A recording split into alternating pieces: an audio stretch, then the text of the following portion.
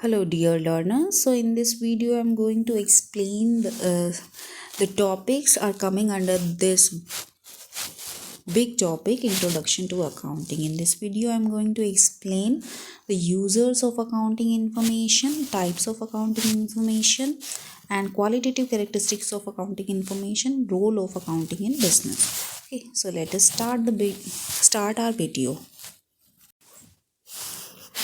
Types of accounting information. So first, accounting information of financial performance and financial position. So हमारे पास जो accounting information होती है वो financial performance दिखाती है और financial position दिखाती है. Okay, financial performance means जो उसका preparing profit and loss account जो prepare करती है, trading and profit and loss account, उससे हमें business की performance के बारे में पता चलता है कि business को profit हो रहा है या loss हो रहा है. और जो हम balance sheet prepare करते हैं बिजनेस की, उससे हमें बिजनेस की फाइनेंशियल पोजीशन का पता चलता है. ओके, सो वो उससे हमें ये पता चलता है कि बिजनेस की फाइनेंशियल पोजीशन जो है वो स्ट्रॉन्ग है या वीक है. Next point is accounting information of total cost and per unit cost. So जो हमारी कॉस्ट अकाउंटिंग होती है उसमें हमें इन चीज़ों का, इनको टोटल कॉस्ट का और पर यूनिट कॉस्ट का हमें पता चलता है, क्योंकि कॉस्ट अकाउंटिंग में हम रिकॉर्ड करते हैं कि हमारी जो प्रोडक्शन हम करेंगे या सेल्स जो हम एस्टिमेट करेंगे उसके रेट से रिलेटेड हमारी जो कॉस्ट होगी वो टोटल कॉस्ट कितनी लगेगी, पर यूनिट कॉस्ट कितनी लगेगी. Easy to fixed estimate sell price by adding profit margin in it. Okay, so अगर हमें टोटल कॉस्ट पता चल जाए, ओके, तो उसमें हम क्या कर सकते हैं कि हम सेल प्राइस अपना एस्टिमेट कर सकते हैं. ओके, वो तो प्रॉफिट मार्जिन को ऐड करके. ओके, सो ऐसा तो हम नहीं करेंगे कि हमें कोई, मान लो एक नोटबुक को बनाने में हमें 100 रुपये लग रहे हैं और हम उसको सेल करेंगे 100 ही रुपये में, ऐसा तो नहीं होगा. सो हम एस्टिमेट लगा लेते हैं कि हमारे नोटबुक में एक नोटबुक को प्रिपेयर करने में हमें 100 रुपये लगेंगे और हम उसको सेल कितने में करेंगे, 140 रुपये में. ओके, सो यहाँ पे हम अपना प्रॉफिट मार्जिन ऐड करके सेल करते हैं. ओके, तो इस तरीके से हम अपनी अकाउंटिंग इन्फॉर्मेशन को यूज़ करते हैं. नेक्स्ट है accounting information for planning and control of business. So जो हमारे पास अकाउंटिंग इन्फॉर्मेशन होती है, जो हमारे रेशियोज होते हैं, रेशियोज़ को जब हम कैलकुलेट करते हैं सो उनसे हमें कुछ पता चलता है. ओके, जैसे डेट इक्विटी रेशियो है, डेट इक्विटी रेशियो से हमें क्या पता लगता है कि जो बिज़नेस है उसमें डेट कितना है और इक्विटी कितनी है. मतलब कि बिज़नेस में के पास अपना पैसा कितना है और बिज़नेस ने जो उधार ले रखा है, एक एंटरप्राइज ने जो उधार ले रखा, दूसरों से ले रखा है, वो कितना है. Okay, so accounting information for planning and controlling of business. और रेशियो से हमें प्लानिंग करने में हेल्प मिलती है. कैश फ्लो स्टेटमेंट से some source and application of cash हमें पता चलता है. और मैनेजमेंट अकाउंटिंग हमें मैनेजमेंट के जो डिसीजंस होते हैं प्लानिंग के और कंट्रोलिंग ऑफ बिजनेस के, वो हमें अकाउंटिंग इन्फॉर्मेशन प्रोवाइड करवाती है. Next one is accounting information for tax management. तो टैक्स मैनेजमेंट के लिए भी अकाउंटिंग इन्फॉर्मेशन ज़रूरी है. ओके, एक टाइप हम कह सकते हैं. In this type we collect information which are only need for tax management. So accounting information से हम वो इन्फॉर्मेशन हम कलेक्ट कर लेते हैं जो हमें टैक्स मैनेजमेंट के लिए चाहिए होती है. Next is accounting information for social responsibility. Okay, so social responsibility क्या हो सकती है बिज़नेस की. जो प्रोडक्ट होता है वो सेफ़ हो, कस्टमर्स के लिए अच्छा हो, कस्टमर्स को सेटिस्फाई करे, पोल्यूशन को कंट्रोल करे, इसलिए सोसाइटी के लिए बेनिफिट प्रोवाइड करे. सो अकाउंटिंग इन्फॉर्मेशन से हमें ये भी इंफॉर्मेशन प्रोवाइड हो जाती है कि जो नेचुरल रिसोर्सेज की कॉस्ट है वो क्या है, बिज़नेस में जो हम नेचुरल रिसोर्सेज यूज़ कर रहे हैं उनकी कॉस्ट क्या है और उसके बेनिफिट्स क्या हो सकते हैं सोसाइटी के लिए. ओके, जो आपका नेक्स्ट टॉपिक है वो है users of accounting information and there needs. Okay, so users जो होते हैं वो अकाउंटिंग इन्फॉर्मेशन के कौन कौन से होते हैं. एक तो owners. Okay, owners, customers, suppliers, managers, the lenders and the government and its agencies, the financial analyst and advisor, the employees, the public. So ये सारे क्या होते हैं जो अकाउंटिंग इंफॉर्मेशंस के यूज़र्स होते हैं और उनकी क्या क्या नीड्स हो सकती हैं, चलिए एक एक करके देखते हैं. ओनर्स को क्या, ओनर्स को अकाउंटिंग इंफॉर्मेशन क्यों ज़रूरी होती है, ताकि वो अवेयर रहें. The information is relevant to the owners in the sense that it facilitate the determination of whether the business is maximizing profit or wealth और नॉट. ओके, सो ओनर्स को तो ये चाहिए कि उनके जो बिजनेस है प्रॉफिट मैक्सिमाइज कर रहा है या नहीं, प्रॉफिट आ रहा है या नहीं, या वेल्थ उनकी आ रही है या नहीं बिजनेस से. ओके, नेक्स्ट है customers are the economic drivers of the organisation. Okay, so customer का जो मेन पर्पस होता है फर्म की कैपेबिलिटी को इवैल्यूएट करना एंड ये चेक करते हैं कस्टमर्स की क्या ये जो फर्म है या बिजनेस है हमें हमारी नीड्स के अकॉर्डिंग जो प्रोडक्ट्स है वो सप्लाई करेगी या नहीं करेगी. Okay, next is your suppliers. There need for accounting information comes from the intention to determine whether the organisation is capable of meeting its obligation to pay for the supplies it receives either on the short or long run. तो suppliers को तो ये चाहिए कि अगर हम इस firm को या इस बिज़नेस को या इस एंटरप्राइज़ को अगर हम उधार देते हैं या हम कुछ बेचते हैं तो क्या ये हमारे पैसे वापस कर पाएंगे. ओके, सो और शॉर्ट रन में ये भी चेक करते हैं कि ये शॉर्ट रन में हमारे लिए अच्छे हैं या कैपेबल हैं या लॉन्ग रन में हमारे लिए कैपेबल हैं. Okay, next is managers and directors require accounting information in order to determine whether the organization is working towards its objective. so business का या enterprise का कुछ goal होता है, कुछ objectives होते हैं. so management को क्या चाहिए, वो accounting information से ये देख पाते हैं कि जो हमारा business के objectives है वो achieve हो रहे हैं या नहीं हो रहे हैं. okay, next is the lenders को accounting information की क्यों नीड है.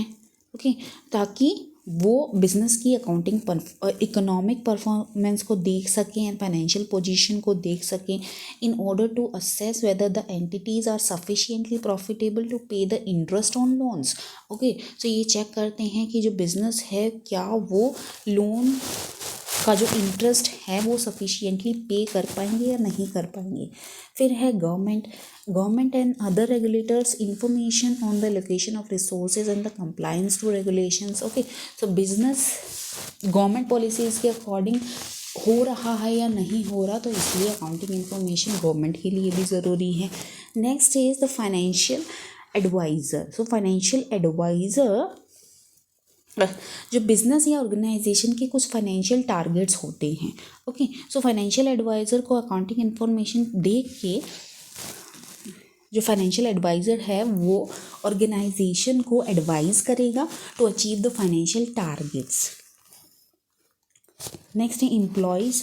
दे need accounting information to know the stability, profitability and distribution of wealth with in the business. Okay, तो उनको इसीलिए चाहिए क्या स्टेबिलिटी रहेगी कंपनी में, बिजनेस में प्रॉफिटेबिलिटी रहेगी या नहीं.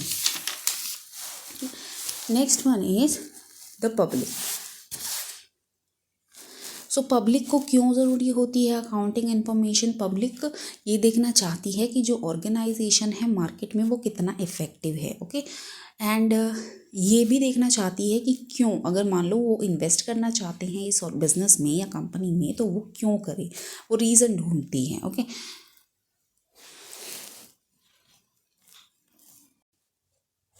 तो चलिए एक बहुत इंपॉर्टेंट टॉपिक है जो अब आपके साथ डिस्कस करना है, वो है qualitative characteristics of accounting information. इससे कई प्रीवियस ईयर में क्वेश्चंस आए हुए हैं, एनवीएस के भी प्रीवियस ईयर में क्वेश्चंस आए हुए हैं और केवीएस में भी प्रीवियस ईयर में क्वेश्चंस आए हुए हैं. जो पीजीटी कॉमर्स के एग्ज़ाम्स हैं तो यहाँ से क्वेश्चंस आए हुए हैं. तो सारा सिलेबस इम्पोर्टेंट है. आप ठीक है, तो जल्दी से सिलेबस कवर करके उसके बाद आप प्रीवियस ईयर क्वेश्चंस सोल्व करना स्टार्ट करें. तो चलिए देखते हैं ये qualitative characteristics of accounting information.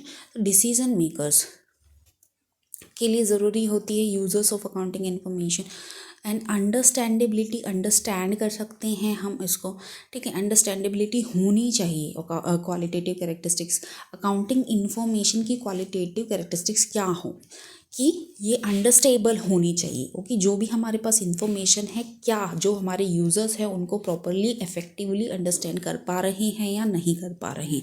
Okay, understand करने के बाद जो डिसीजन मेकर्स हैं वो डिसीजन ले पा रहे हैं या नहीं ले पा रहे। ओके, सो इसमें आ जाती हैं आपकी एक तो रिलेवेंस। ओके, रिलेवेंस का मतलब होता है अवेलेबल इन टाइम। टाइम से रिलेटेड है। अगर कोई भी अकाउंटिंग इन्फॉर्मेशन हमें टाइम से मिल रही है तो वो रिलेवेंट है। ओके, इसके अंडर जो आपके मेन पॉइंट्स आ रहे हैं ये आपको याद करने पड़ेंगे। Timeliness, dedicative value, feedback value. Okay, so next है कंपैरेबिलिटी। ओके, सो जो भी हमारी अकाउंटिंग इन्फॉर्मेशन है वो कंपैरेबल होनी चाहिए। ओके, सो जो इन्वेस्टर्स होते हैं, स्पेशली अगर हम एग्जांपल ले, इन्वेस्टर्स होते हैं वो कंपनी का 1 साल की जो फाइनेंशियल पोजीशन है उसको तो देखेंगे नहीं, पिछले 4-5 साल या हो सकता है 10 साल, पिछले 10 साल तक की इन्फॉर्मेशन को देखें। ओके, तभी तो वो कंपेयर कर पाएंगे कि कंपनी प्रॉफिट में है या लॉस में है। Okay, so comparability is the qualitative characteristics of accounting information. Next is your reliability. So reliability का मतलब है free from error or and bias. So कोई error नहीं होनी चाहिए और कोई biasness नहीं होनी चाहिए. So this is also one of the characteristic of accounting information. और reliability के अंदर आपके आ जाते हैं 3 मेन पॉइंट्स जो है आपका वेरीफिएबिलिटी, जो वेरीफाई कर सके जो भी आपकी अकाउंटिंग इन्फॉर्मेशन है वो वेरीफाइड होनी चाहिए। ओके, फेथफुलनेस होनी चाहिए उसके अंदर और होनी चाहिए neutrality. Next topic is role of accounting in business. So role of accounting in business देख लेते हैं एज अ लैंग्वेज क्या है।